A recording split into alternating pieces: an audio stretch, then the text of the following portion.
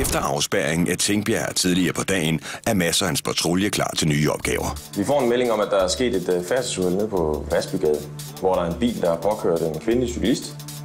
Og derefter så er bilen rundkørt fra stedet, altså kørt væk fra stedet i høj hastighed.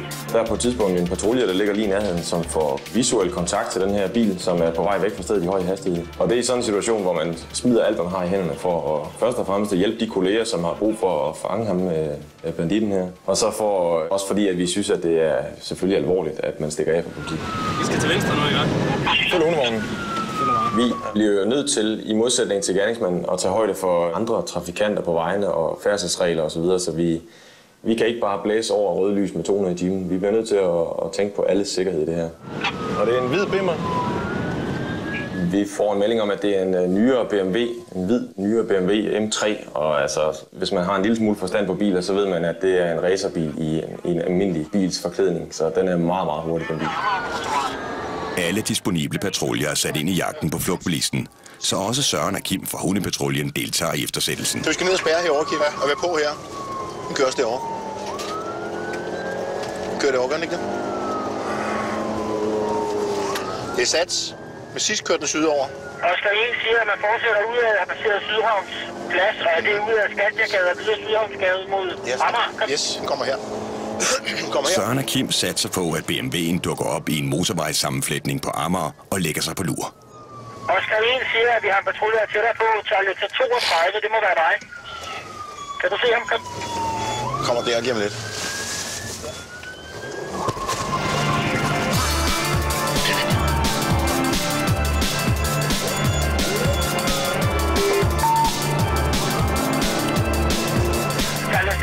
Fortsætter Vejlandsallé, har mistet kontakten. Jeg kan se, Hotel 1 ligger...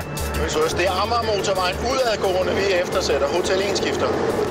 Hvad spørger det her, Kim? Da vi er godt op i fart, så der er en bilist, der misfortolker og trækker ind foran, og så er vi nødt til at bremse og undvige.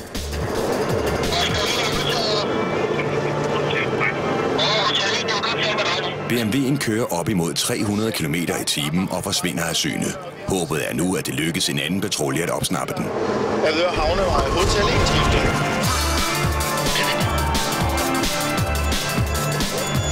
En kvindelig cyklist er blevet kørt ned af en flugtbilist, og et stort antal patruljer deltager nu i jagten på en hvid BMW, som kører op imod 300 km i timen på Amager motorvejen. Det er Amager-motorvejen udadgående, vi eftersætter. Hotel 1 skifter. Hvad spørger det her, Kim? Psykopat, mand. Søren og Kim fra hundepatruljen fik kontakt med bilen, men tabte hurtigt den hensynsløse bilist af syne igen.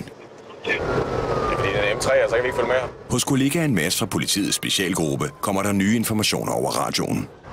Til køretøjerne en oplysning om til en, der tidligere har eftersat den svenske bløde BMW, siger, at muligvis er den omværende af Havnevej har taget Amager motorvejen ind mod byen igen. Nå. Prøv at se, om vi kan se noget derovre. Men han skulle være på vej modsat. Og jeg holder øje derovre. Der kommer han. Der var han. Så skal vi være tur. Op, vend rundt og ned igen. På et tidspunkt under den her eftersættelse, der ser vi så, gerningsmanden han kører i den modsatte vejbane. Altså han kører ind mod byen igen. Og der ligger vi så over i det udadgående spor, og der har vi lige et autoværn, som gør, at vi ikke kan komme på tværs. Yes, godt set af campingvognen.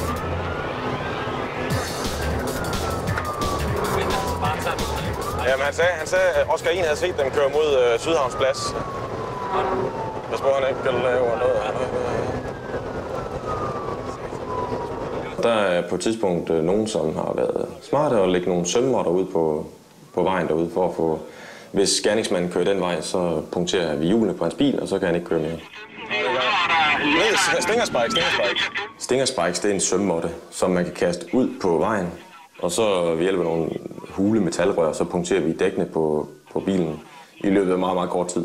Det er lidt vigtigt, at de andre kolleger de lige trækker sømmåtten ind, så vi ikke kører over og punkterer patruljevognen, fordi så er vi sat ud at spille.